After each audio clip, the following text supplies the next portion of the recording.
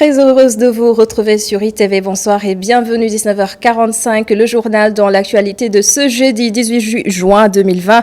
Lamine Diack fixé sur son sort le 16 septembre prochain. Le parquet national financier de Paris a requis hier 4 ans de prison ferme contre lui. Le délibéré est donc attendu dans 3 mois. Un nouveau calendrier scolaire défini par le ministre de l'Éducation nationale. Annoncé hier, les cours reprennent ce 25 juin pour les classes d'examen. Et sachez aussi que les examens du baccalauréat sont fixés au mois d'août, ceux du BFM dès le 14 septembre. Les explications du ministre Mamadou Talla à suivre. Nous allons aussi parler de cette grève de la faim annoncée par le collectif des victimes de Gadaye ce 22 juin. Ces hommes et ces femmes courent toujours derrière les indemnisations suite à la démolition de leur maison. Et enfin, l'actualité sanitaire, coronavirus, va-t-on vers une nouvelle vague de contamination à Baké? La commune commence à compter de nouveaux cas positifs après quelques semaines d'accalmie. Notre correspondant sur place, Goranda Klo, nous fera le point. Le développement de tous ces titres, c'est dans un instant.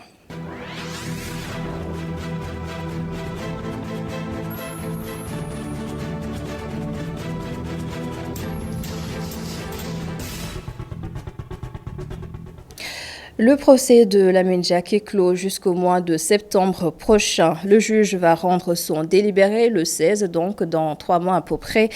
Hier, le parquet national financier de Paris a requis 4 ans de prison contre l'ex-président de l'I2AF. Le récit de Abdelatif Diop depuis Paris. Après 2 semaines d'audience, le procès IAF et Lamine Diack sera mis en délibéré le mercredi 16 septembre à 13h30 au tribunal financier de Paris. Les avocats de Diack ont sorti la grande artillerie cet après-midi pour aller à la défensive. Après la réquisition de feu du parquet, les conseillers de Lamine Diack se sont jetés à l'eau pour empêcher la noyade à leurs clients. Les avocats de Lamine Diack ont sorti un argumentaire de taille pour espérer la clémence de la part du juge.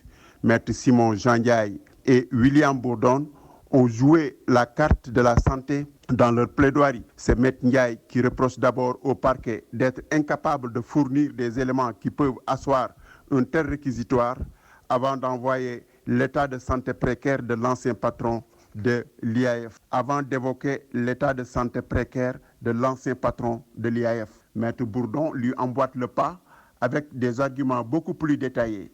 Il évoque certaines pathologies comme le diabète et le cancer dont souffrirait le président Lamine Diack. Si vous condamnez cet homme de 87 ans, il mourra, a sorti l'avocat.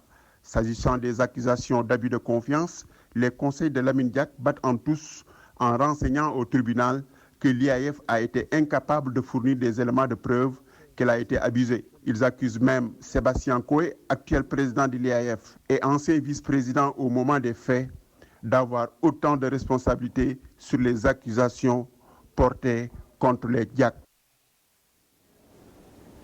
L'avocat de Lamine Diack plaide toujours non coupable. Maître Simon Ndiaye déclare que son client est injustement accusé. Regardez. Alors, je commencerai par dire que mon client est soulagé. Il est à la fois soulagé et fier. Soulagé d'avoir pu s'exprimer, d'avoir pu dire sa vérité, et fier parce qu'en regardant ce dossier, nous avons démontré qu'il y avait d'énormes faiblesses, des faiblesses dans l'accusation. Et aujourd'hui, il considère qu'il est injustement mis en cause, il n'y a aucune preuve contre lui. Le parquet reconnaît lui-même qu'il a des doutes, sauf qu'il est vraiment contradictoire. Il est contradictoire parce qu'il affirme à la fois le doute et fait des réquisitions extrêmement sévères. Des réquisitions sévères pour un homme qui a 87 ans, pour quelqu'un qui a toujours servi le sport et dont la culpabilité n'est pas du tout démontrée. Donc Lamine Diack compte sur le tribunal. Il attend avec beaucoup d'impatience et de sérénité la décision qui, on l'espère, sera une décision courageuse. Autre chose, la nouvelle date de la reprise des cours est donc connue ce 25 juin pour les classes d'examen. Le ministre de l'Éducation nationale Mamadou Talla a livré les modalités de cette reprise. Les examens du BFM sont prévus à partir du 14 septembre et les épreuves du baccalauréat dès le 12 août prochain. Les précisions du ministre de l'Éducation nationale Mamadou Talla. Pour le calendrier des examens, CFE est entré en sixième à partir du 20 août 2020. Pour le BFM, à partir du 14 septembre 2020. Les sessions de remplacement sont prévues à partir du 15 octobre. Pour le baccalauréat, l'anticipé de philo se déroulera le 12 août 2020. Le baccalauréat technique à partir du 31 août 2020 et le bac général à partir du 2 septembre 2020. Session de remplacement à partir du 12 octobre 2020. Pour l'ensemble des examens professionnels, CAP, BEP, BT, BTS, à partir du 3 août jusqu'au 30 septembre. Le calendrier scolaire sera donc réaménagé par décret, malgré la période d'examen prévue durant tout le mois de septembre et la nouvelle année scolaire 2020-2021 débutera alors dans la première semaine du mois de novembre 2020. Le Front multilutte Doïna est né ce jeudi 18 juin. 10 collectifs se sont regroupés pour combattre ensemble ce qui le qualifie d'injustice sociale. Et pour commencer, ses membres comptent s'attaquer aux questions qui cristallisent les débats actuellement. Adam Assar et Moussa Fall ont assisté au lancement compte rendu. Ils sont au total 10 collectifs regroupés au sein du Front multilutte Doïna. Objectif, réclamer leurs droits.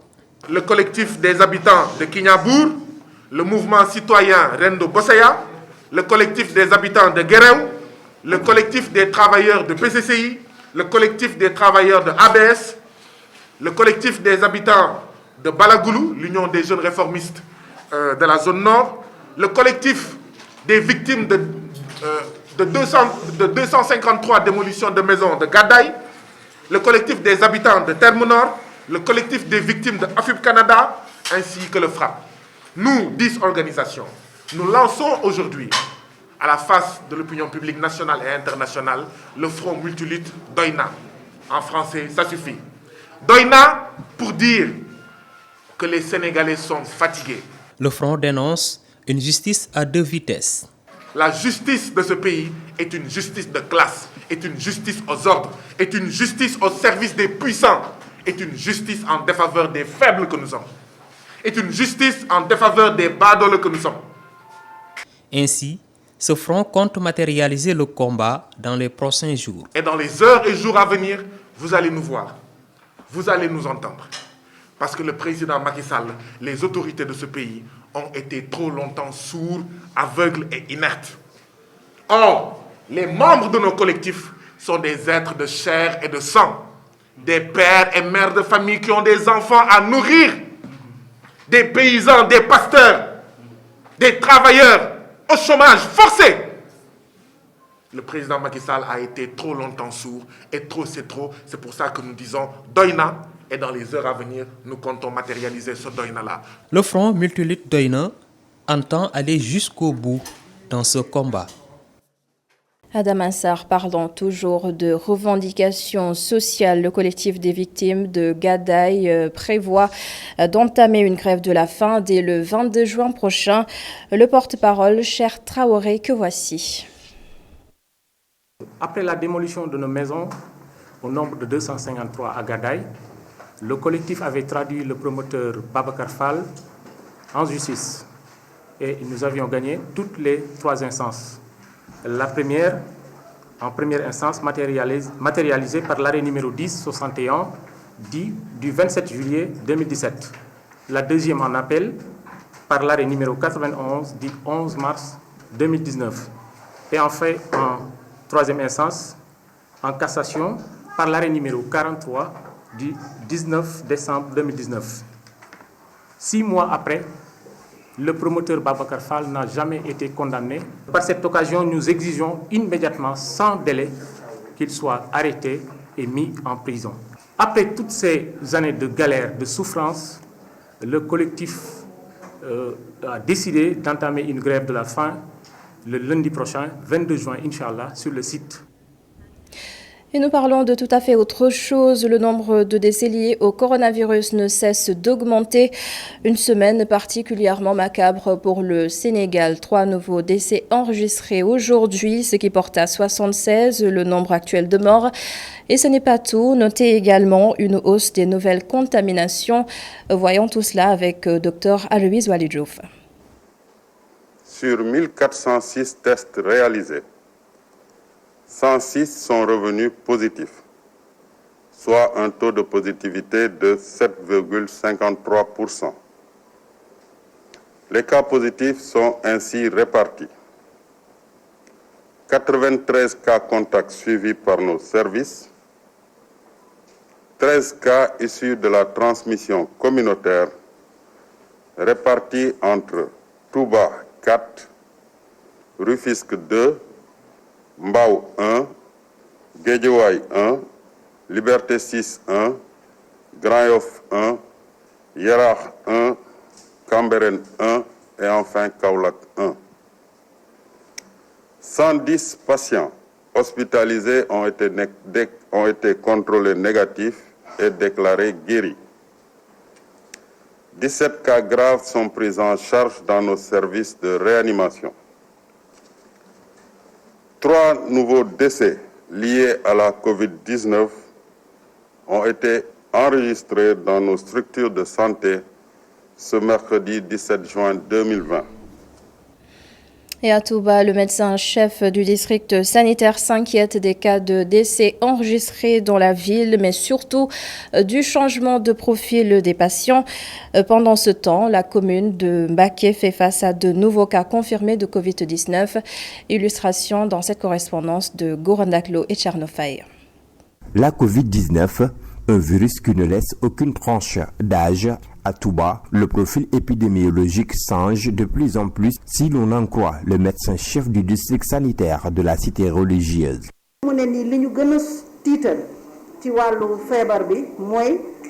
Au début, le virus touchait les plus jeunes, mais nous avons constaté que depuis un bon moment, la tendance a beaucoup changé car les personnes âgées commencent à tomber malades et cela ne fait qu'aggraver la situation. Les États-Unis, mortalité bi yokku. Ainsi, le médecin-chef du district sanitaire de Touba avance des chiffres rassurants par rapport au taux de guérison enregistré depuis le début de la pandémie. En termes de chiffres, Touba, nombre de guéris yi mu ngi gën a yokku. Donc muy wane ne kon de topp bi ak faj bi. Actuellement, nous avons comptabilisé 361 patients déclarés guéris et les personnes confinées ont dépassé la barre des 100, malgré que parfois certaines familles refusent de collaborer avec le personnel de santé. Mais les autorités administratives nous aident à accomplir notre mission. Bon fa dëgg yàlla ñoom tamit ñu ngi avec l'appui des collectivités locales jàpp si ba mën a waxtaan ak nit ñi ba ñu mën a accepter. Par contre, son homologue du district sanitaire de Mbacké s'inquiète de l'apparition de nouveaux cas confirmés. Dr Adama Aïdara estime que la reprise du transport interurbain favorise la circulation du virus.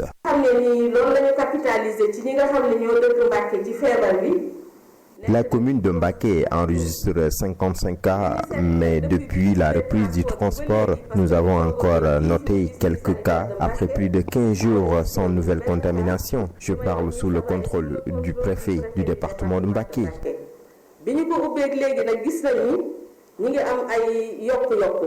La région de Diourbel compte plus de 508 cas confirmés, 361 patients déclarés guéris, 18 autres patients sous traitement, dont 3 cas graves et 22 décès liés au Covid-19. Gorandak, le coronavirus et ses conséquences avec la fermeture des frontières aériennes. Les pertes pour les compagnies africaines sont estimées à 8 milliards de dollars, soit plus de 4 000 milliards de francs CFA. Les pays africains devront donc adopter de nouvelles stratégies pour préparer la relance économique. À son propos, le directeur général de Aviation ENCO, il s'appelle Ibrahim Awan. C'est-à-dire que les États mettent beaucoup d'argent dans le secteur pour pouvoir permettre aux compagnies de continuer à exister. Malgré cela, toutes ces compagnies-là, si vous regardez un peu l'actualité internationale, ont mis en place des plans très très sévères de licenciement et de réduction d'activité, de réduction du personnel. Vous avez beaucoup de compagnies aériennes qui ont des centaines d'avions, qui ont mis des avions au sol, parce qu'elles ont réduit leur voilure pour pouvoir affronter l'après-Covid. Il y a le Covid, il y a l'après-Covid. L'erreur que nous commettons en général, c'est de se concentrer sur les conséquences du Covid pendant qu'on est dans la pandémie, pendant qu'on est dans la période de confinement, dans la période d'état d'urgence sanitaire. Au sortir de l'état d'urgence sanitaire, la vie normale reprendra ses droits. C'est à ce moment-là que les compagnies aériennes, les acteurs du transport aérien vont se retrouver dans un monde complètement différent, où le trafic va se contracter, l'activité va elle-même se contracter, et donc c'est une nouvelle étape et où, là je ne peux pas me prononcer en ce qui concerne le Sénégal, mais il est clair que le monde ne sera plus le même. Il va falloir s'ajuster pour pouvoir affronter un monde où l'activité étant contractée par rapport au monde précédent, il faut que les entreprises s'ajustent. Alors que l'hivernage s'installe progressivement dans tout le Sénégal, l'ONAS est confronté à la problématique des ordures déversées dans les caniveaux. L'Office national d'assainissement du Sénégal a entamé les opérations de curage dans le nord du Sénégal, où nous retrouvons justement Momar Alessian et Alécham.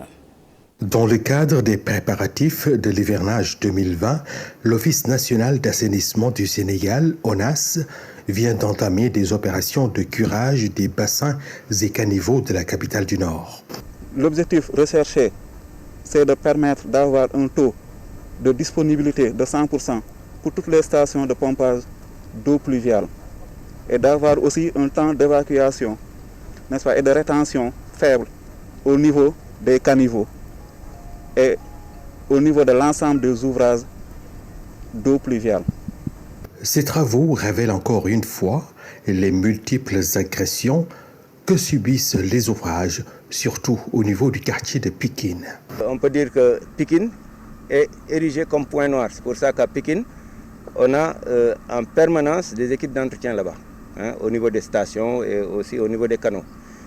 Parce qu'on a malheureusement fait le constat que les gens, des fois, utilisent la nuit l'allée d'Allo pour faire des vidanges.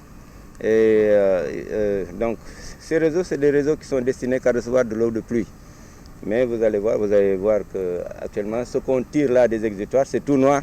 C'est parce qu'il y a de l'eau usée en abondance. Alors que c'était de l'eau de pluie, normalement, on aurait dû recevoir des eaux plus claires que ça. De leur côté, les populations s'engagent à accentuer la sensibilisation. Ça s'est amélioré par rapport à l'année dernière, mais ça reste aussi.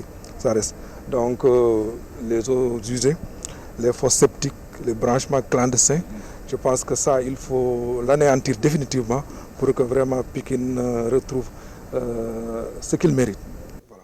Après Saint-Louis, ces opérations, dont le coût avoisine près de 500 millions de francs CFA, vont se poursuivre à Podor, Richard-Toll et Dagana.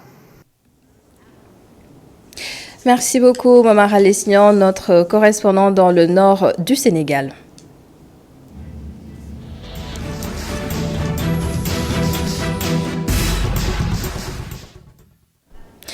Le Conseil des ministres a abordé hier la lancinante question de l'approvisionnement en eau, de l'eau potable à Dakar et dans le reste du pays. Mais la réalité est très inquiétante. Les robinets ne coulent plus à flot. Hassan Gueye et Augustin Mandan nous amènent à Arafat, à Grand-Yoff, pour ce premier numéro de votre rubrique Les Échos du Conseil des ministres. Grand-Yoff est l'une des communes les plus peuplées du Sénégal, sinon la plus peuplée au niveau de Dakar. Sa population tourne autour de 400 000 et répartie dans 68 quartiers. La commune de Grand-Yoff souffre beaucoup de l'insuffisance d'approvisionnement en eau potable, à l'instar de nombre de secteurs dans la capitale sénégalaise. Près d'un demi-million d'habitants ici ont en partage moins de 10 km². C'est la résultante d'infinis et d'innombrables problèmes d'aménagement du territoire qui débouchent sur une sorte de mal-vivre. Les populations vivent dans une précarité extraordinaire. Vous savez que l'eau est une source vitale. Donc tout citoyen qui manque d'eau a déjà des difficultés. Donc d'où l'importance de trouver des voies et moyens afin de solutionner ce problème. Nous demandons aux autorités en charge de ce secteur de tout faire pour soulager nos populations. Nous avons pris l'exemple illustratif de Arafat, quartier baroque, qui n'en finit plus de souffrir de privations et de manques liés à la non-disponibilité du liquide précieux. À force d'être asséchés, grands et petits sont occupés matin, midi et soir par les corvées d'eau. Mais ces derniers temps, la situation s'est empirée et s'est beaucoup dégradée. Ce n'est pas seulement Arafat, c'est toute l'étendue du territoire communal de Grand-Yoff. Les femmes sont excessivement fatiguées. Avant de penser aller dormir, ils pensent aller chercher de l'eau toute la journée. Avant d'aller au marché, ils ont problème de l'eau pour pouvoir se laver, pour laver leurs enfants. Avec le problème du Covid-19, c'est une situation excessivement grave au niveau de Grand-Yoff. Tout le monde est logé à la même enseigne ici. La galère, c'est pour chaque habitant.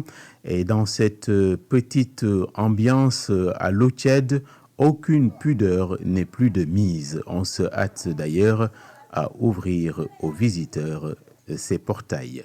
Et ceci pour montrer tout le côté misérable du phénomène. Ouais, j'habite ici avec ma maman. Voilà. Il n'y a plus d'eau ici. Oui. Ces derniers moments, je dirais, nous vivons un moment aussi précaire. Vraiment, il est très difficile de vivre une telle situation, voilà, avec le manque de l'eau comme ça.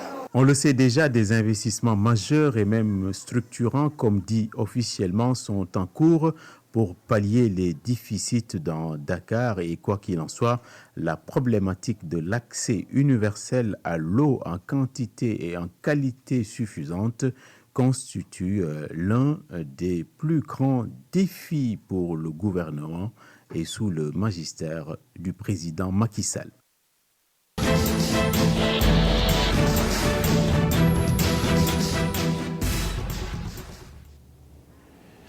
Retrouvez désormais tous les jeudis Hassan Gueye pour une nouvelle rubrique intitulée « Les échos du Conseil des ministres ».